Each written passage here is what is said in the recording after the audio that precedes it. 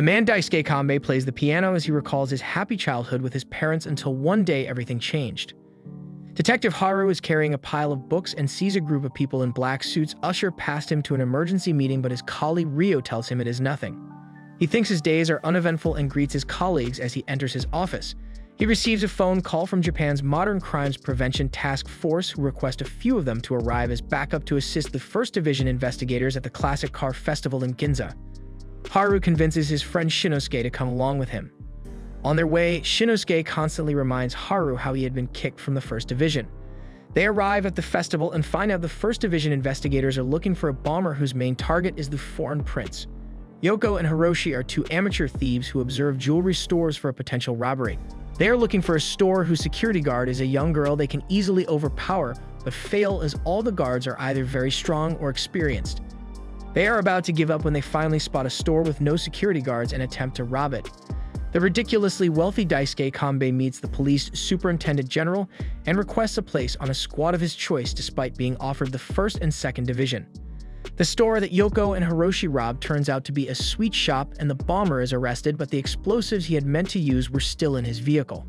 The thieves flee after robbing the store and unknowingly use the bomber's van as a getaway vehicle. During the chase, Daisuke inflicts physical damage to several public facilities and vehicles. Haru stops him, but Daisuke introduces himself as a police detective of the Metropolitan Police Detective Division. Hiroshi suggests they surrender as he fears they might not be able to outrun the police.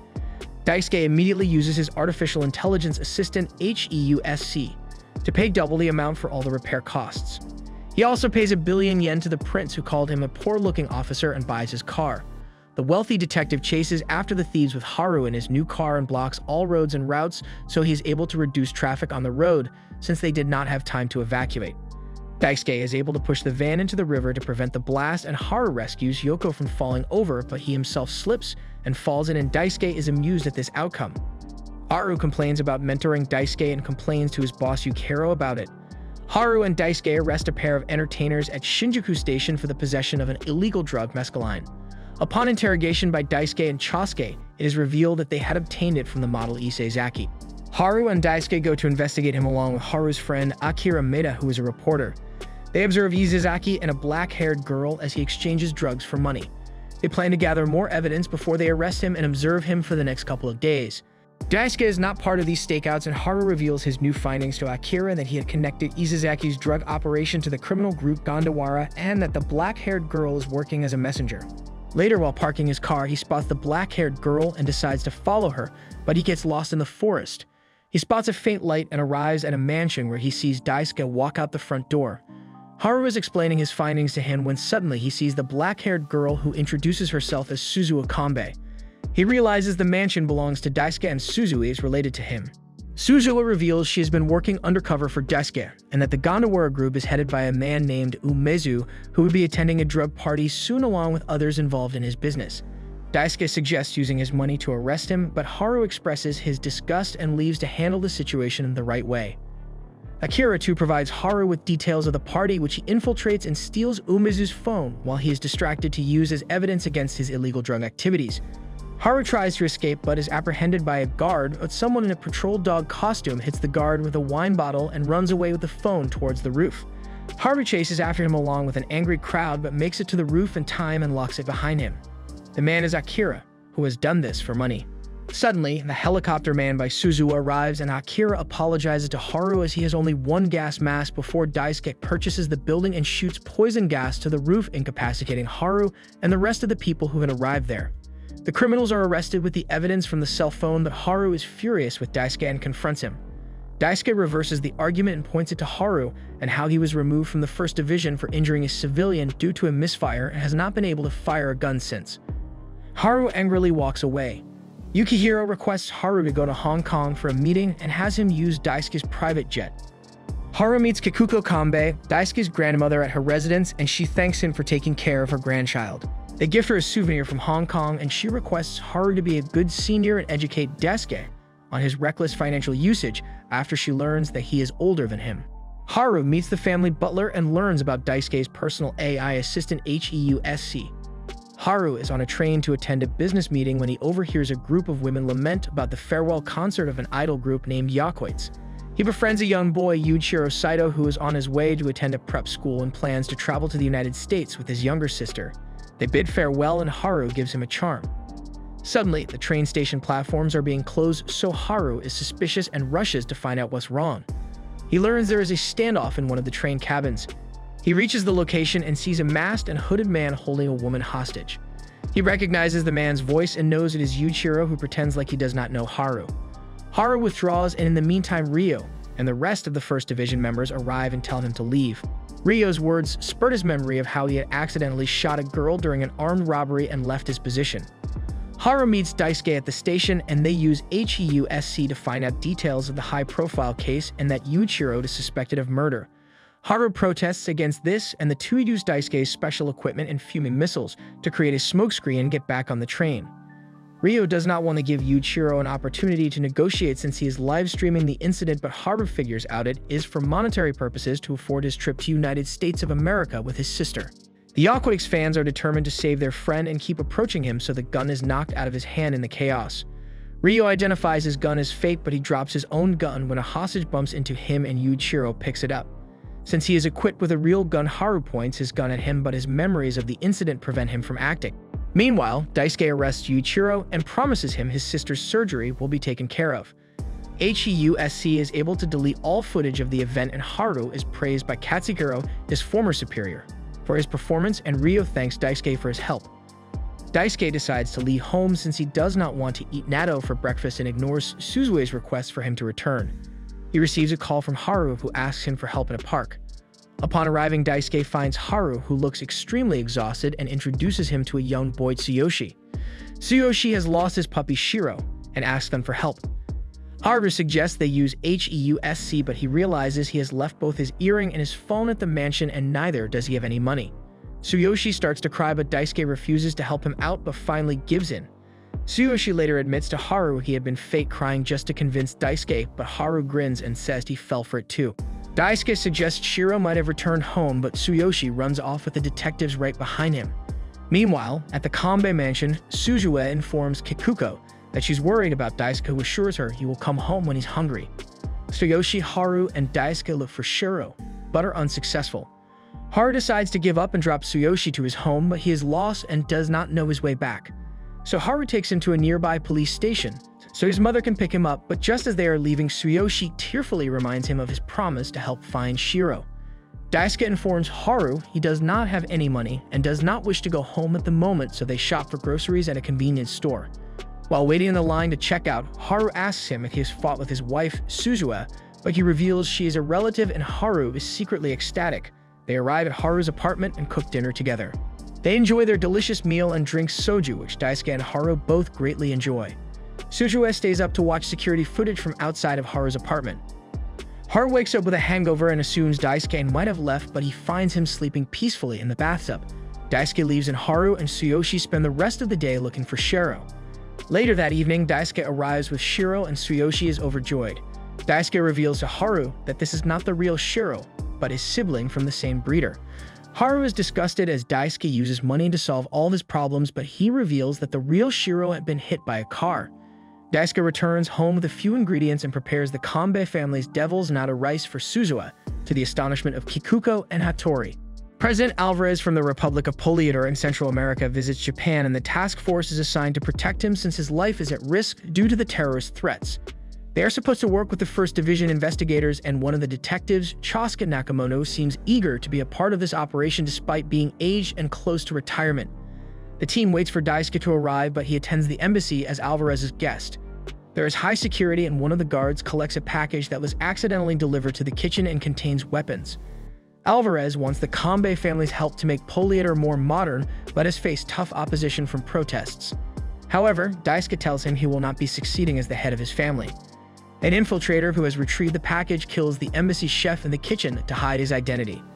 Haru and the rest of the task force befriend an elderly embassy janitor who is working outside.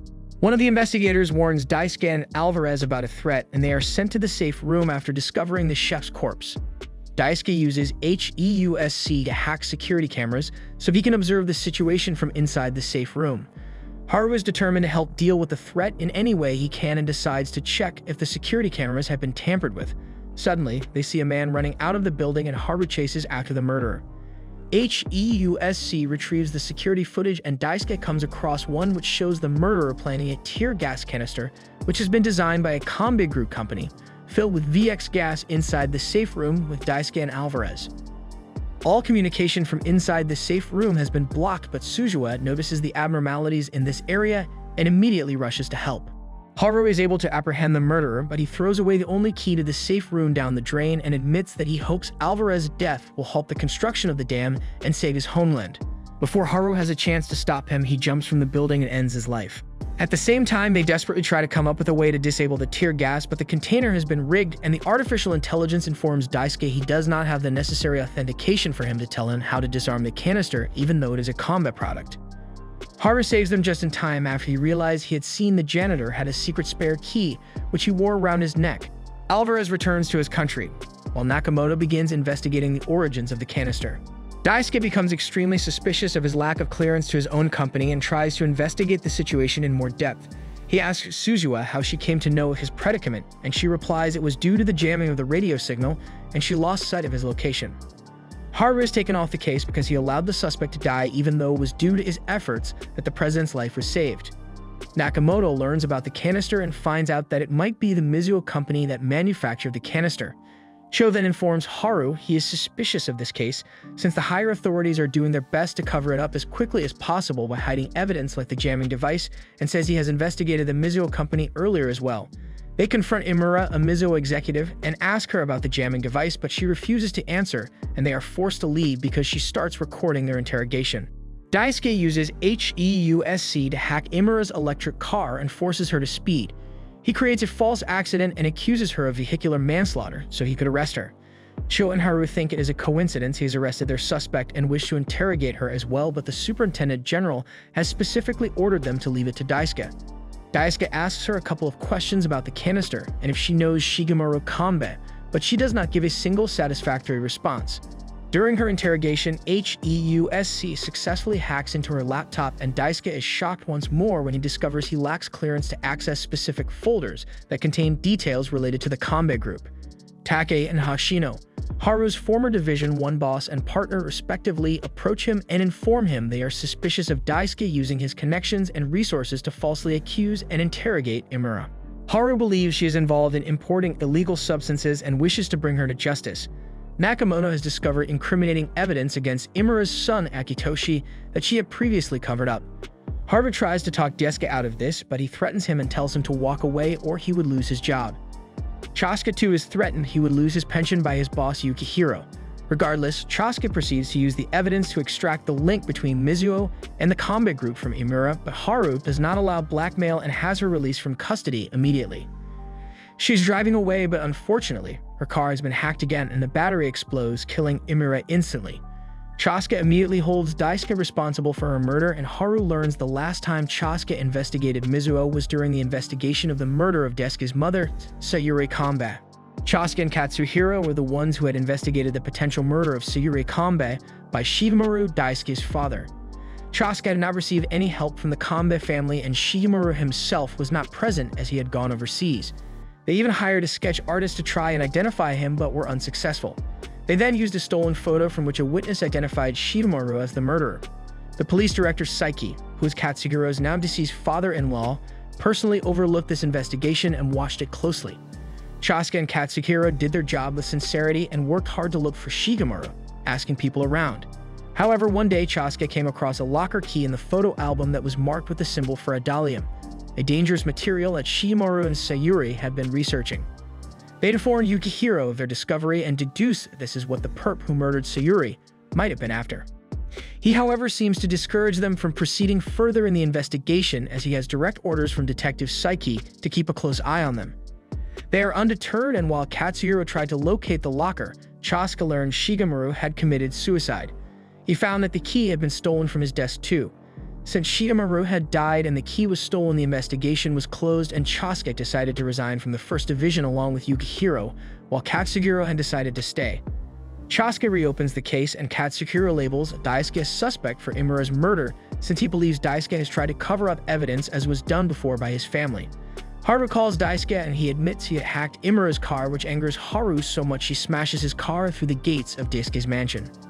He blames Daisuke for being careless of other people's feelings since he likes to solve all of his problems with money, but Daisuke defends himself and claims he is innocent and is only interested in learning the truth about his mother's murder. Katsuhiro's suspicion of Daisuke murdering Imura grows strong, but suddenly he is gassed in his car and loses consciousness after seeing vivid hallucinations of Imura herself accusing him of her murder. He admits he is fearful for his life if he does not sabotage his own case and is tricked by the toxins into calling Director Psyche.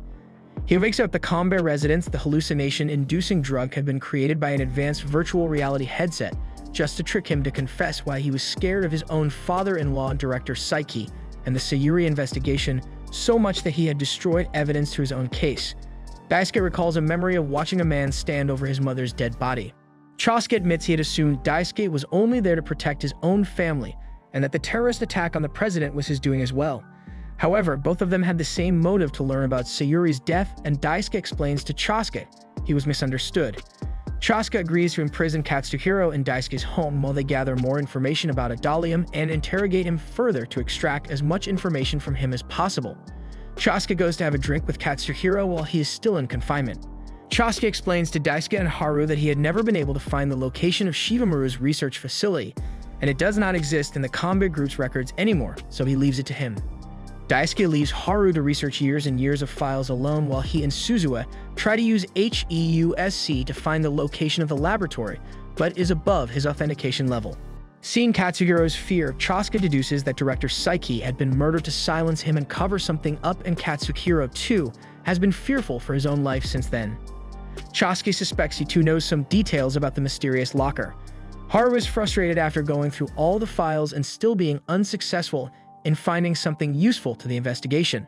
Suzuha realizes HEUSC has been constantly hindering their progress by deleting important data and information from their company's servers. Daisuke attempts to interrogate his grandmother, but she refuses to talk or disclose any information and also tells him to forget and move on. Suzuha informs Daisuke her findings about HEUSC and fears it is listening to their conversations, not just through audio, but it reads their lips as well. Haru finally discovers the location of the third lab after scrutinizing and decoding a family picture which showed the lab in the background. Daisuke discovers the lab is in one of the mansions his family owns in the mountains and decides to infiltrate it on his own. Suddenly, an intruder enters Daisuke's home and attempts to reach Katsuhiro, confirming their suspicions. However, the intruder is able to bypass all the security measures of the mansion by using passwords that belong to Shikamaru. Suzuha is doing her best to help out, but HEUSC shuts down her supercomputer. Chosuke appears quite unconcerned during the entire situation while Katsuhiro starts to panic in fear. Meanwhile, Daisuke is able to access the lab. He finds security footage that proves Shikamaru is still alive. Suzuha confronts the intruder because the power is shut down and she's unable to use HEUSC, but is knocked out immediately once he reveals his face. Chosuke and Katsuhiro decide to confront the mysterious man together. Chosuke admits he did not expect him to be alive and does not run because he felt he had nowhere to go, so he decides to fight beside Katsuhiro. After some time, Suzuha regains consciousness and is told that Chosuke and Katsuhiro have been killed. Daisuke resigns since it is his family matter and he does not wish to be involved in the case as a detective. Yukihiro is extremely upset at the death of Chosuke and Take and wants to avenge them. He says it would be better for them to work with Daisuke, but Haru tells him he has resigned. Yukihiro reveals that Chosuke owned two dice, which were actually a transmitter and a receiver, and he had successfully placed the transmitter on Shikamaru. Hashino arrives with a few other 1st Division investigators and arrests Haru as chief witness in the murder. The Modern Crimes team manages to avoid the 1st Division officer who is watching them. Suzuha claims she saw Shikamaru, but all the security camera footage has been wiped. Daisuke's grandmother admits she knew her son was alive, but did not say anything in order to protect him. The rest of Haru's team starts working on discovering the location of the transmitter signal while Suzuha tries to find Shikamaru's car. She is successful and tells Daisuke the location despite believing it might be a trap. Haru tells Hoshino Shikamaru is still alive, but Hoshino just laughs at him for calling a ghost the evil mastermind. Instead, he accuses Haru of being responsible for the murder of Katsuhiro, claiming he bore ill will against him for causing the accident, which made him incapable of firing his gun. The event still traumatizes Haru and haunts his mind, and he is unable to fire a gun. Meanwhile, Daisuke reaches Shikamaru's car and finds a letter in the backseat and gets inside the car. Later on, Hoshino discovers Katsuhiro's resignation letter and thinks Haru might be telling the truth after all. Daisuke triggers a nerve gas trap in Shigemaru's car, which reveals that someone had intended to kidnap him. Suzue is able to find footage of an arms dealer, Thomas Matheson's bodyguard, Franz Weinski, but HEUSC starts deleting the footage just as she views it. Modern Crimes locate the transmitter signal close to Ora Wharf and inform Haru, who was on his way with Hoshino. Suzue sends a broadcast email offering 100,000 yen to upload pictures of their surroundings and uses them to find Shigemaru at Ora Wharf. Haru is hiding on top of a container to keep an eye on Shigemaru. He follows him onto a ship which he has boarded illegally along with Daisuke equipped with an advanced underwater combat suit. Daisuke encounters Weinski on the ship and is easily able to fight him. On the ship, Shigemaru activates an Adalium antenna that creates electric transmission interference which immediately destroys Haru's phone and Daisuke's suit. Shigemaru announces he had been anticipating this meeting. Weinski attacks Daisuke and destroys his earring, making him unable to contact Suzue, who feels helpless. Daisuke is unable to fight back since he is very badly hurt. Haru rushes to his aid and draws his gun, but hesitates to shoot once again. Haru is unable to shoot Weinski, and he almost knocks Daisuke out. However, Daisuke is back up on his feet ready to fight more, but Haru uses a crane to drop a shipping container between Daisuke and Weinski, giving them a few seconds to escape. They seek refuge in an abandoned corner of the ship, and Haru tends to Daisuke's injuries, who think Haru should have killed Weinski under the container before he kills them. Weinski rejects Shigemaru's orders to chase Daisuke, since his only task is to deliver the ship to Poliator. Shigemaru immediately transfers 100 million yen to Weinski to teach his son a lesson. Suzue completes a scan of the vessel and observes the engine is oddly small for a ship of that large size, so she sends around 20 drones after it to help him, but the people on the ship shoot them down. Daisuke and Haru make their way towards the lifeboat, and smaller drones emerge from the larger drones and provide Daisuke with his earring so he can contact Suzue and use HEUSC.